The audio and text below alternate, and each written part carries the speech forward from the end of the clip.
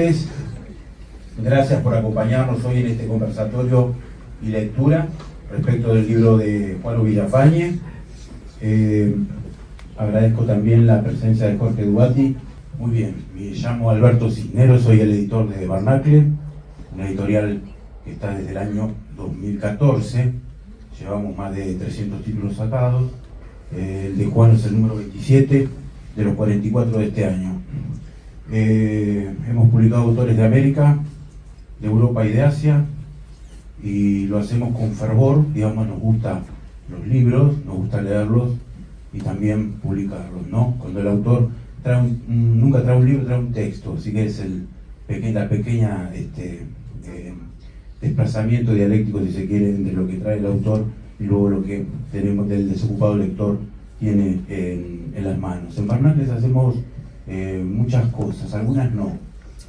Por ejemplo, no estilamos dos de los oficios más antiguos que hay sobre la tierra, que es la de reclamar dinero al erario o golpear despachos oficiales. Esas cosas no las hacemos, cada uno es comunista como puede, ¿no? Juan hace un año y pico me dijo: tengo un libro o un texto. Cada vez que un autor amenaza a un editor con un texto, uno tiene que tener en cuenta dos cosas, lo he aprendido con los años. La primera es que no hay una vanidad que sea mejor que la otra. Y la segunda es preguntarle si espera una lectura o un elogio. Esas dos cosas siempre ocurren con los autores. La poesía, como dijo el poeta de la tribu, es el arte de adivinar el pasado, y yo podría agregar también que tanto el desocupado lector, porque cuando el editor recibe los textos se convierte automáticamente también en ese trabajo oscuro a veces que es ser lector. El lector y quien escribe también no tiene que perder de vista esto, que todos somos principiantes ante el hallazgo de las palabras. Así que en ese esquema de bibliodiversidad que implica Barnacle es que hoy estamos acá para ocuparnos de este libro. Mejor que yo lo dirá Jorge Dubati, a quien voy a presentar escuetamente. Es pionero de la filosofía del teatro, teatro comparado y poética teatral comparada, doctor en Historia y Teoría de las Artes por la UBA y académico de número de la Academia Argentina de Letras. Es director del Instituto de Artes del Espectáculo Raúl Castagnino de la UBA y catedrático titular de Historia del Teatro en la UBA y la UCA, entre muchas otras actividades culturales. Pero antes, los parroquiales. Agradecemos al Centro Cultural de la Cooperación Florel Gorini, al Departamento de Literatura y Sociedad coordinado por Susana Chela, presente en la sala. Fuerte el aplauso. Que mantiene un espacio que estamos hoy reunidos acá, que se llama Hablar de Literatura, hace más de una década, un espacio plural y federal, y hoy tenemos esta posibilidad venturosa realmente de hablar de poesía argentina contemporánea. Así que, sin más dilaciones, cedo la palabra a Jorge Dubati. Bueno, muchísimas gracias. Yo lo primero que quiero decir es que siempre estar con Juano para mí es un acto de amistad y de agradecimiento, porque laburamos juntos con Juano más de 25, 26, 27 años más o menos, 28, y vamos a seguir laburando, pero la verdad yo muy sorprendido porque nunca me peleé con vos, Juan, nunca me peleé. Siempre lo digo porque me preguntaron. Claro, exacto. Me han preguntado en la calle, en diversos lugares, por qué no nos peleábamos. Exacto. No sabemos, pero es la realidad. Y cuando yo recibí este libro, lo primero que me impactó es esto de antología personal, ¿no? Esta idea del poeta que elige su propia poesía, y lo primero que me apareció es: ¿habrá elegido bien? ¿No? Porque siempre me acuerdo cuando un libro que yo consulto mucho, que son los 3 tomos de Armando Discépolo de su teatro, publicado por Jorge Álvarez, editora, los famosos 3 tomos increíbles de ese gran maestro del teatro argentino, Armando Discépolo. La sensación que tengo es que no eligió bien, ¿no? Eligió obras que yo no hubiera elegido y dejó afuera otras que hubiera yo incluido, Y siempre la pregunta es por qué eligió este texto y por qué no otro. Así que, Juano, esa es una de las cosas que más me atrajo del libro. Yo conozco tu poesía de punta a punta, leo mucho poesía, vos lo sabés, hacemos un aula de poesía, y la realidad es que siempre me genera esta inquietud si no quedaron algunos poemas afuera que yo hubiera incluido. ¿Y por qué eligió estos poemas que eligió? Por ahí ahora te lo pregunto. Por otro lado, siempre me impacta el tema, este gesto de lo personal, ¿no? De la antología personal, en relación a la identificación del poeta con su propia poesía. Me impacta mucho, por ejemplo, también el poeta leyendo su poesía en voz alta, ¿no? Que hay un gesto parecido a esto, ¿no? Esta idea de el poeta en su propia voz, el poeta que lee en voz alta, y también la pregunta, che, ¿está bien cómo está leyendo? Yo me acuerdo, por ejemplo, para mí revelador cuando lo escuché decir su poesía a Ricardo Molinari, por ejemplo, porque me di cuenta que le ponía a los versos un componente, yo diría campero, gauchesco, criollista, que yo no veía en su poesía, y me pareció muy revelador. En ese sentido reivindico mucho esto de Juano autoeligiendo su propia poesía, porque me parece casi, digamos, un autorretrato que estás construyendo, y ese gesto es muy significativo, ¿no?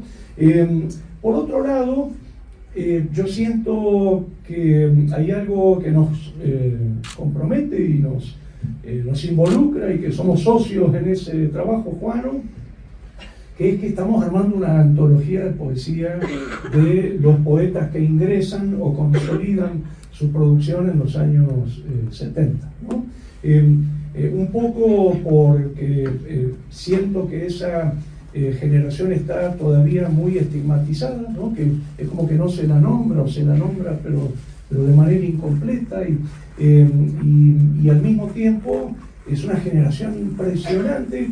No sé si vieron, hay libros, hay antologías del 20, del 30, del 40, del 50, del 60, y del 70 no hay, tampoco hay del 80, se salta a la poesía de los 90, ¿no? Tenemos, creo yo, por supuesto, excepciones, pero libros muy secretos, las antologías que armó Bocanera, por ejemplo, o la antología que armó Irene Grus, o la antología que armó Santiago Kovadlov, ¿no? Que de los poetas de los 70. Pero bueno, Juano, vos estás ahí, ¿no? Estás en ese grupo, y la sensación que tengo es que es no me gusta la palabra generación, pero es un recorte de voces increíble.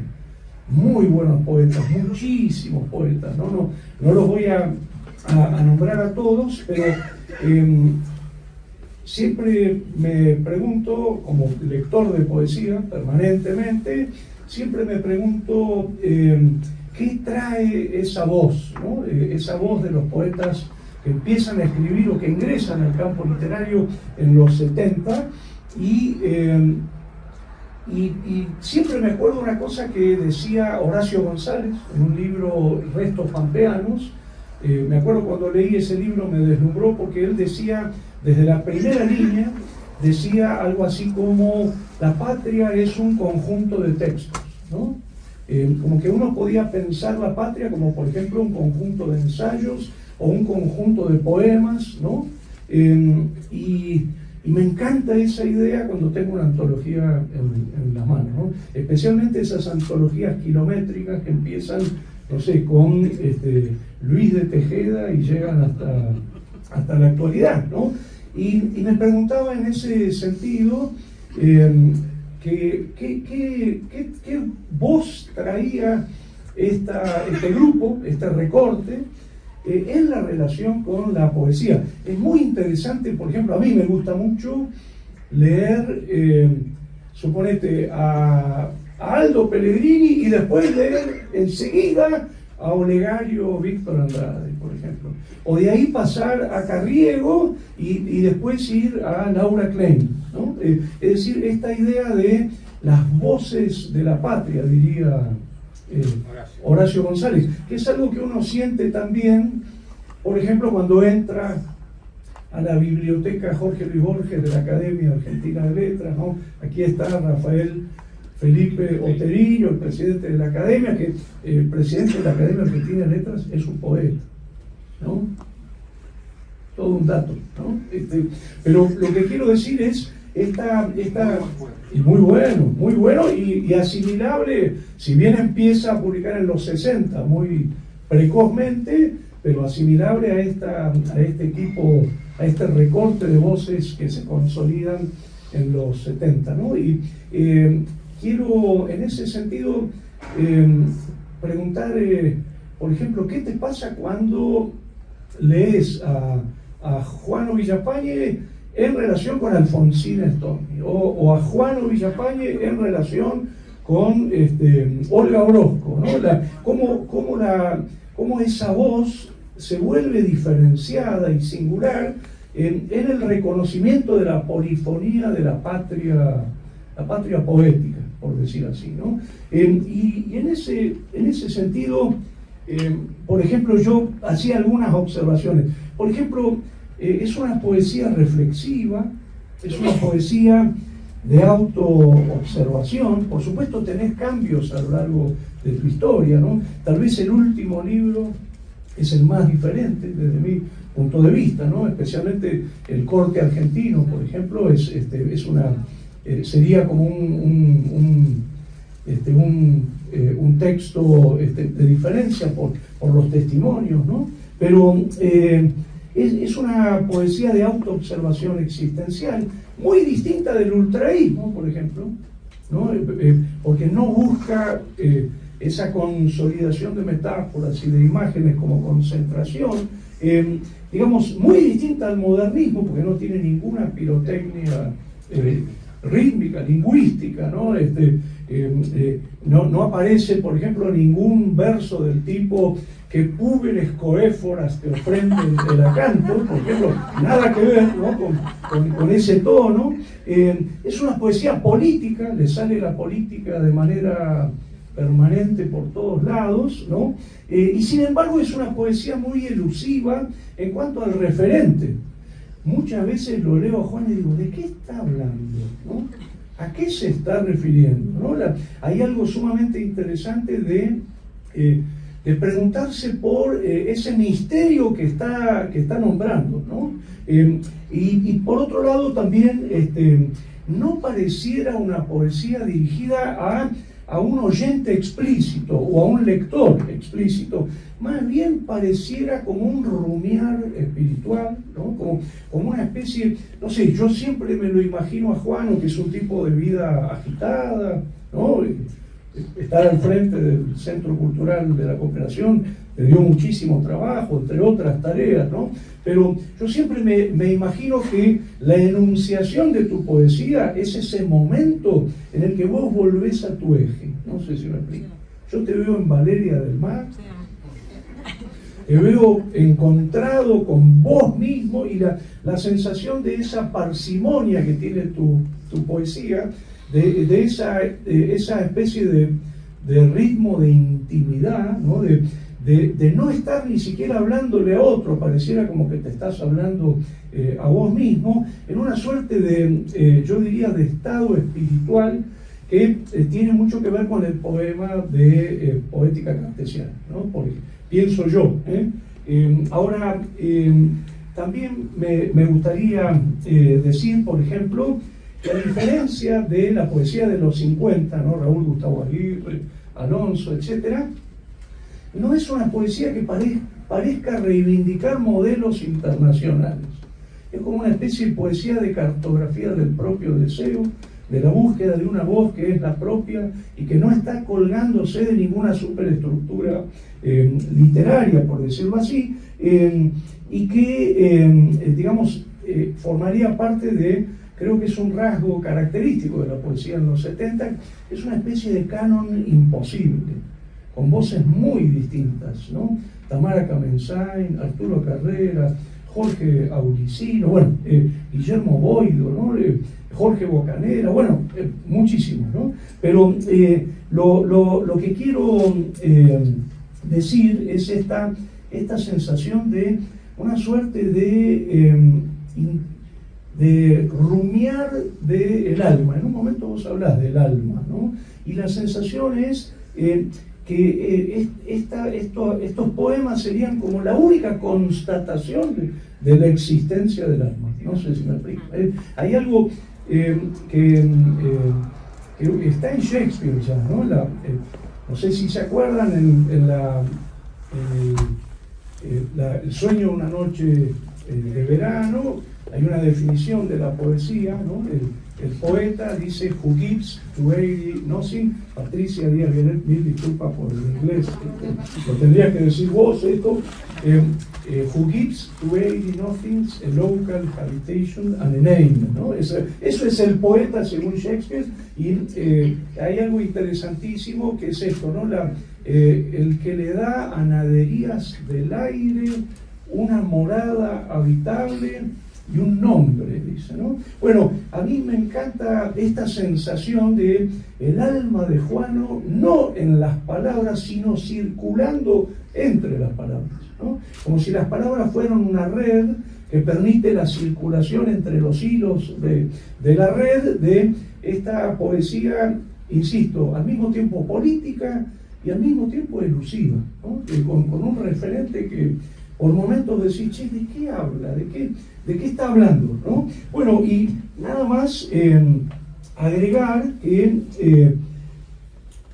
siento que, por ejemplo, si Tato Pavlovsky definiera estos poemas, el otro día yo estoy trabajando en la edición del teatro completo de Pavlovsky y estoy mirando las cosas muy pavlovskianamente por una cuestión de que son muchos textos, muchas páginas. Yo pensaba, Pavlovsky hablaría de ritornelos existenciales, ¿no? Para tu poesía, digo yo, se me ocurre, y yo personalmente creo que está buena esa idea, ¿no?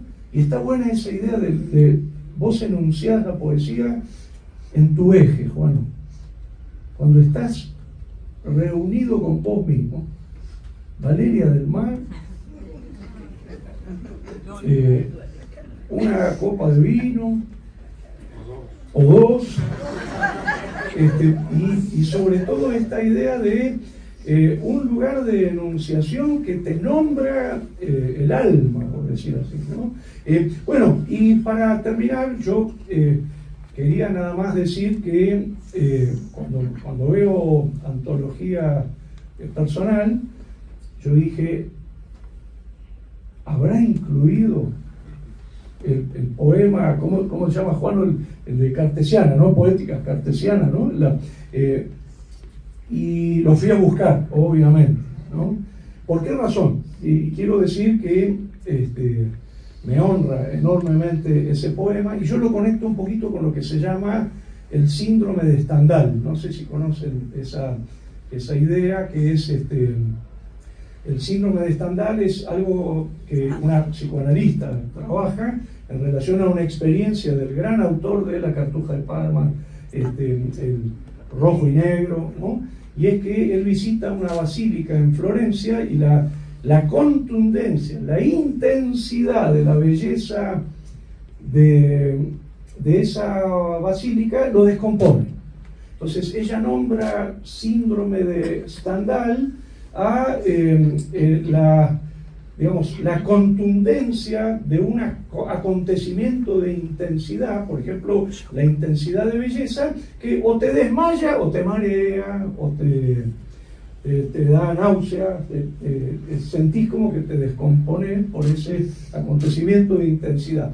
Ella dice, puede estar relacionado con la belleza o puede estar también relacionado con alguna condensación histórica, ¿no? A mí, de hecho, me ha pasado muchas veces. Buenos Aires tiene muy buen teatro, Argentina tiene muy buena poesía, y la verdad estamos al borde del síndrome de Stendhal todo el tiempo, ¿no? Pero me acuerdo la primera vez que fui a Alemania, que me llevó el gobierno alemán, mi primer viaje a Alemania. Me acuerdo entrar así desprevenidamente a un museo en Múnich, y de golpe encontrarme de frente con una Madonna de Botticelli, que yo había visto millones de veces en esos libros. ¿Se acuerdan que llegaban a los kioscos?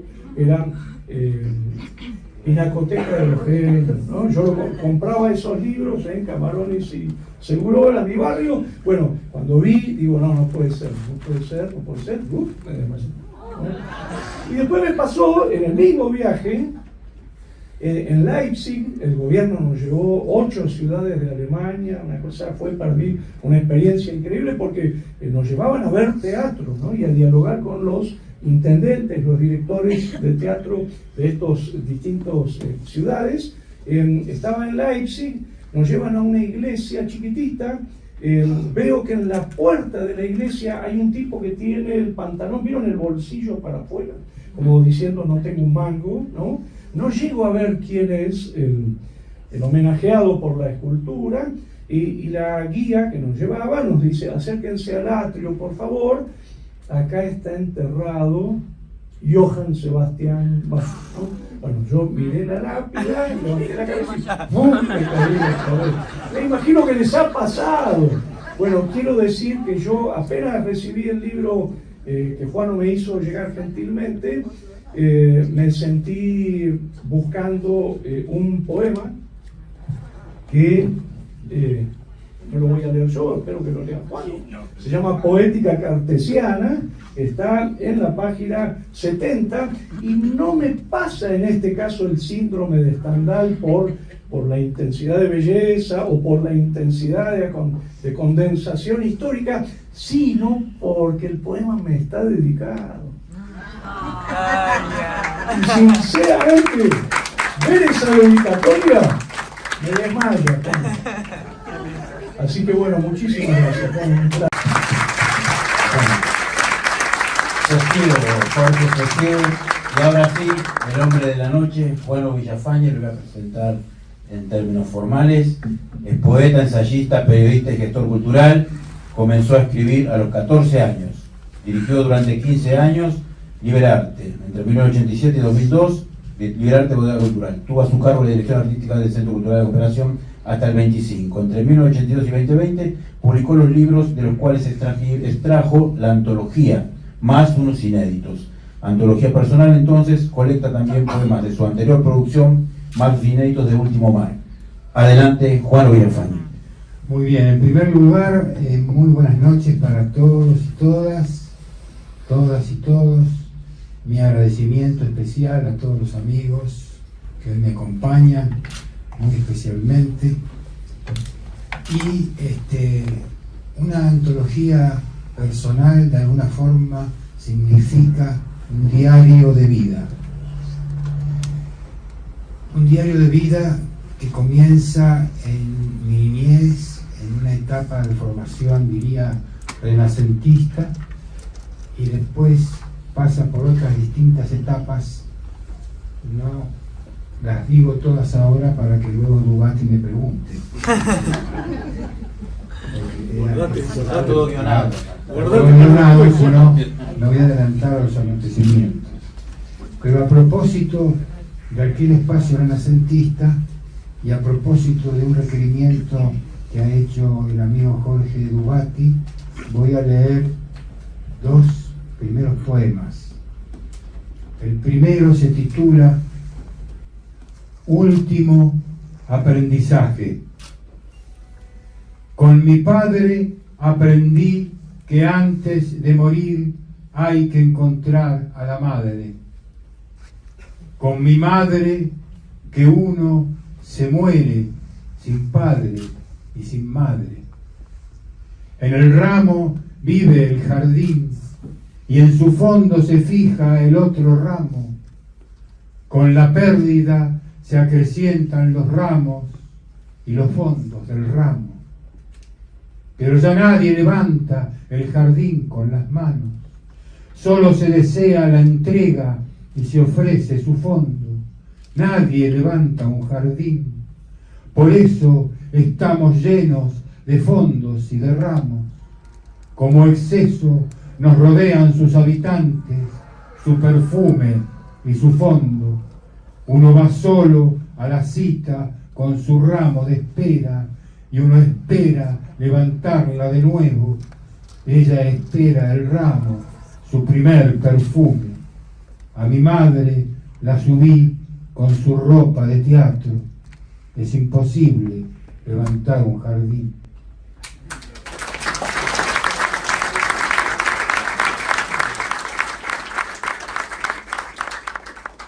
Y ahora voy a ir a Poética Cartesiana. Como ustedes ya sabían, está dedicado a Jorge Bugatti. Yo ahora me desmayo. En la búsqueda de la verdad asumimos que ya nada era verdad. En la búsqueda de la eternidad nos quedamos a la vera de una salud con un sistema de dudas como un alma. Del cuerpo al alma hay solo un trecho inventado. Del descenso al ascenso contamos los días, imaginamos los días. Descendemos cuando Dios es alto, ascendemos con nuestra propia altura. La verdad nos toca como un roce de vida y lo que busca la vida como roce, para asumirnos de que ya nada era verdad y que nadie dejará de pensar después de muerto. Colocamos las flores sin cortar como un jardín.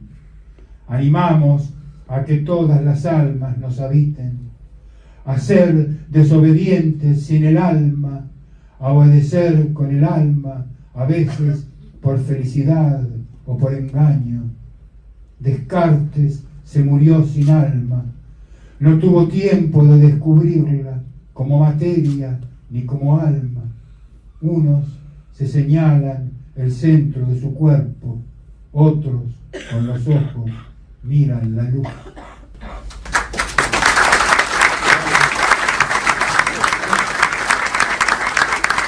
Bueno, Jorge, obviando la emoción, ahora viene la parte entonces de qué te suscita este poema y qué otras cuestiones te suscitó, que acá lo tenemos propiamente al autor para hacerle las debidas preguntas. Yo le preguntaría a Juano, ¿qué dejaste afuera y qué seleccionaste? ¿Por qué seleccionaste lo que seleccionaste? Mira, yo siempre digo que uno está construido por epifanías, sueños, experiencias poéticas, utopías, que se fueron expandiendo en distintas etapas de la vida. Yo tuve, como siempre digo, una formación renacentista. Desde muy niño estudié pintura, teatro, artes plásticas, estudié música, historia de la música, historia del arte. Y yo siento que una antología personal va encontrando esas distintas etapas en la vida de uno. Y en la vida de uno, cada una de esas experiencias poéticas tienen determinados alcances particulares. Yo traté de ir reuniendo en ese recorrido que va de mi infancia, niñez, adolescencia, ¿no es cierto?, a lo que fue la vida familiar. Y en la vida familiar, lo que significó para mí el encuentro de los amigos de mis padres, que era una etapa muy particular. A mi casa venía María Elena Walsh, Olga Orozco, venía Hamlet Lima Quintana, venía Enrique Molina, venía Miguel Ángel Asturias, venía Violeta Parra, y nosotros en una oportunidad, siendo yo un niño, en Chile, en Santiago de Chile, mis padres le hicieron una función de títeres a Pablo Neruda en el año 1954, cuando Neruda cumplía 50 años y editó Las uvas y el viento, que está dedicado como corresponde, en letra verde, con tinta verde, a Javier Villafañe, Elba Fábregas y a Juano. Y me llevaba a pasear por Isla Negra. Entonces aquella experiencia, junto a las experiencias y encuentros con María Elena Walsh, Violeta Parra o Miguel Ángel Asturias, fueron generando también un trabajo poético. Y yo a su vez tuve la suerte de establecerme en el centro, no porque yo fuera el centro de las cosas, sino porque fue el acontecimiento de la vida poética en los años 80, aquel gran debate entre neorrománticos, neobarrocos, neoexperimentalistas y objetivistas, que fue descarnado, fue impresionante, por quién disputaba el canon. Vamos a decirlo de otra forma, ¿quién dirigía la poesía argentina en aquellos años? Ese debate fue extraordinario. Después aparecieron los años 90, ¿sí?, con todo lo que se pueda decir, junto a la posmodernidad, y ya después, hasta el día de hoy, la era digital, ¿no?, que generó una gran inflación literaria y a su vez un gran cambio en la autoridad y en los campos de legitimidad. Todos hoy podemos escribir, difundirnos sin ningún inconveniente, ¿no? Entonces, un gran cambio. Creo que el último gran debate poético en soporte papel fue en los años 80 y parte de los 90, ¿no es cierto? Esto tiene una particularidad, indudablemente, ¿no? Y el valor de la metáfora, porque era el valor de la metáfora que generaba el placer para lo que uno estaba acostumbrado. Y hoy tenemos el valor de la metáfora y el uso de la metáfora, porque las metáforas y las palabras se venden, ¿no es cierto? ¿A quién se le va a ocurrir que esto fuera posible? Por lo tanto, uno vivió ese recorrido, ¿no es cierto? Todo ese recorrido, quizá me esté olvidando, pero diría definitivamente que fue esa infancia, adolescencia renacentista, ¿no es cierto?, con la que hacía títeres, lo que sería después los años 70 y la dictadura cívico-militar, que generó un gran conflicto terrible en la sociedad argentina, que hasta el día de hoy llevamos a cuestas, ¿no es cierto? Aquello fue una etapa siniestra en la situación que vivió el país. Y ese tránsito que generó las poéticas del 60 hacia los 70, y esa cierta diversidad de esto que yo contaba, ¿no?, esa disputa por el canon, ¿no? Esa disputa por el canon fue extraordinaria. Extraordinaria. Puedo contar un pequeño detalle. Jorge Ibarlucía, cuando José Luis Mangieri, un poeta de los 60, de La Rosa Blindada, que trabajó con Juana Vignosi, que Juan Gelman, tuvo la gran aventura de publicar una antología de último reino del neorromanticismo. José Luis Mangieri, ¿quién lo ubicaría con el neorromanticismo? José Luis Mangieri, pues lo publicó en su colección de poesía, ¿no es cierto?, una antología que Ricardo Ibarlucía, en Diario de Poesía, tituló, digo para que se note un poquitito, ¿no?, el conflicto, ¿no es cierto?, una poesía sin sujeto. ¿Lo puedo repetir? Una poesía sin sujeto. O sea que aquella antología de la poesía argentina, del neorromanticismo, no tenía a quién dirigirse. Esto era en ese mismo momento, sobre la marcha, en los propios acontecimientos. Y Severo Sardoy, el poeta cubano, barroco, para reconfirmar también, porque hay un problema de reconfirmaciones y de profundas afirmaciones, dijo que Arturo Carrera era a él como él era a Lezama Lima, y como Lezama Lima era a Góngora, y como Góngora era a Dios.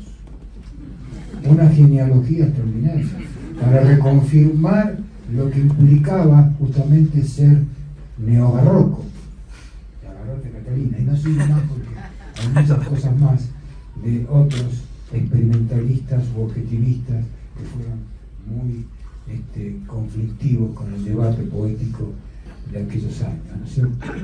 Así que desde allí llegamos a este mundo que estamos viviendo hoy de la digitalización, ¿no es cierto?, y de la colonización algorítmica, que no sé cómo vamos a resolverla, pero de alguna manera la vamos a tener que resolver.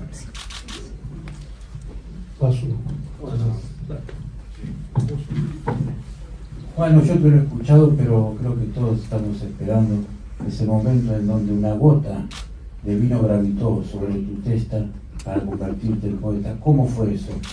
Sí, yo, imagínate, estaba en una condición ni siquiera sorpresiva, ¿no? La posibilidad de que Neruda me bautizara con vino para que fuera poeta, ¿no es cierto? Yo era un poco bastante niño en aquel entonces, eso me lo contaron mis padres. Mis padres se asombraban un poco de que, bueno, aquel bautismo todavía no se cumpliera en determinado tiempo, ¿no? Por determinados acontecimientos y carreras muy particulares que tuve en mi adolescencia.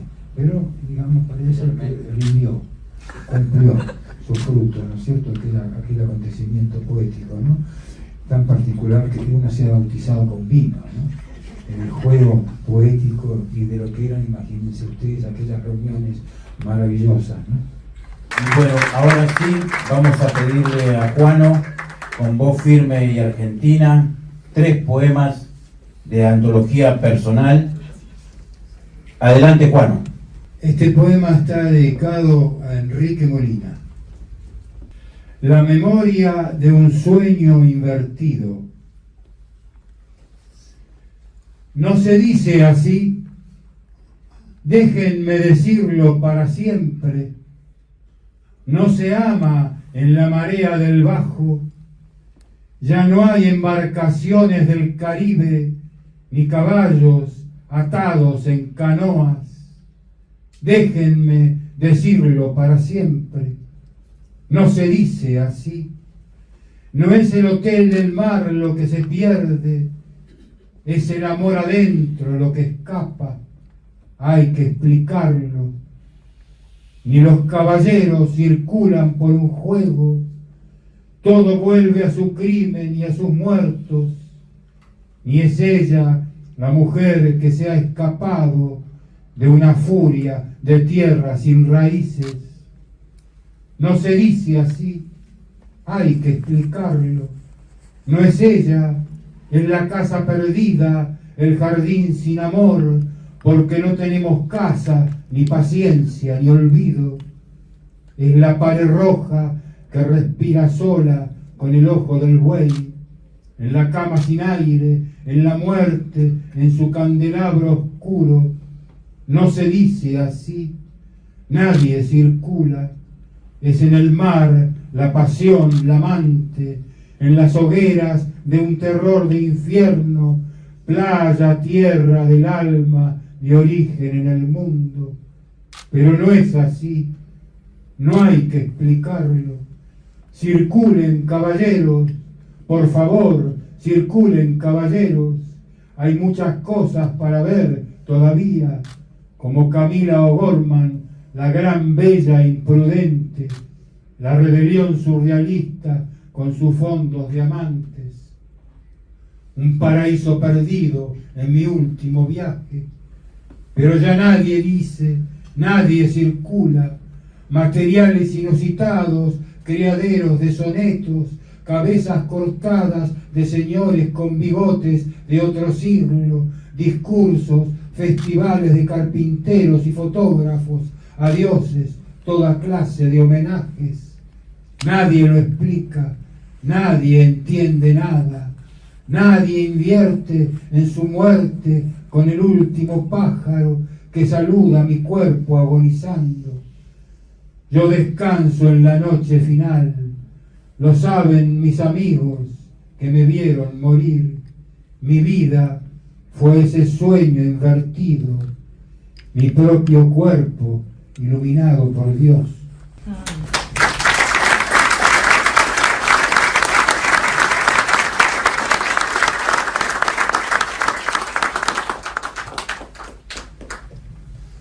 Bueno, y este era aquel paseo que yo hacía cuando era muy niño, con Pablo Neruda. A Pablo Neruda, ¿no? Los caballos galopan en la nieve. Los caballos galopan en la nieve, paisaje blanco de un niño iluminado por el sol, con esas frutas que te traje de Europa, uvas del viento que te puse en el fuego, en un mar, en una isla encendida en tu copa de vidrio. Te llevo ahora de la mano para que me recuerdes que vistes esos caracoles y este plato de peces cuando todos los años hayan pasado hasta que escribas la carta final, la ruta del sur al borde del agua y salpiquen con la magia de los días en que estuvimos juntos y presentemos otra vez mi libro sobre la sangre de aquel tiempo y que veas mi letra verde que te recuerda el día, la aventura de saber que una vez nos vimos en la isla y tú eras tan niño en esa tarde marina en que te dije todo. Abre ahora en la segunda página el amor que tiene mi firma y salta una vez más del caballo que la nieve abunda, como el vino de estas uvas que te traje de mis primeros viajes, cuando puedas comprender la importancia que tienen las cosas y sepas más de mí en la vida final que fue tan triste, porque tuve que irme cuando me traicionaron en mi pueblo profundo, mis poemas escritos en la altura, en el brillo del agua de la isla que ya viste, tomado de mi mano cuando apenas hablabas. Eras tan niño con ese brillo de sol extendido que ya casi no recuerdo si el brillo no era el mar sobre la tierra o era esa carreta donde viajabas en el teatro que te vio nacer, o me viniste a visitar para que te derrame el vino sobre tus primeros vientos con las uvas, y que te espero de nuevo cuando vuelvas a la entrada del mundo en la patria de al lado.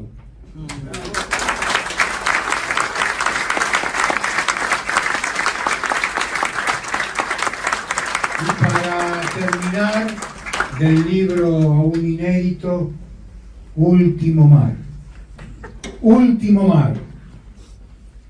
La correspondencia estuvo escrita antes de tu muerte, como la fotografía detenida recostada sobre un mostrador, con el vino que retrata el recuadro de la memoria de los ferrocarriles ingleses, con aquel cisne sacrificado por las vidas violentas y verticales de cualquier accidente, que se acumula con los tiempos que imponen los trenes y las estaciones, pero estás allí como toda víctima inocente en el recuerdo de una percepción que cae siempre sobre las mismas cosas.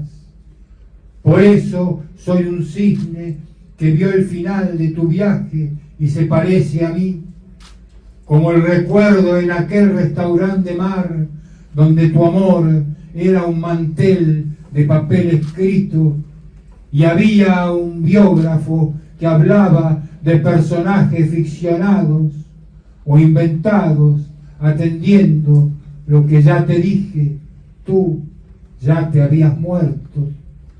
Mientras otros escribían sobre las vidas privadas de los que volvían victoriosos del combate, no siento que a ti te haya ocurrido lo mismo. No tuvimos hasta el momento ningún triunfo que valiera la pena. De esta forma se habla solo de los vivos, como salvados desesperados de los propios muertos. Tuvimos el esfuerzo y la sangre, pero no alcanzaba el llanto mensual ni el aire de las estaciones.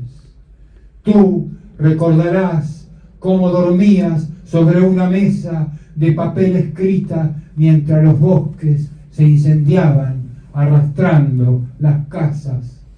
Por eso te quedaste allí en el mar desde hace mucho tiempo. Lo que yo amé lo vimos casi juntos una vez. ¿Y tú, de qué quieres que me acuerde hoy?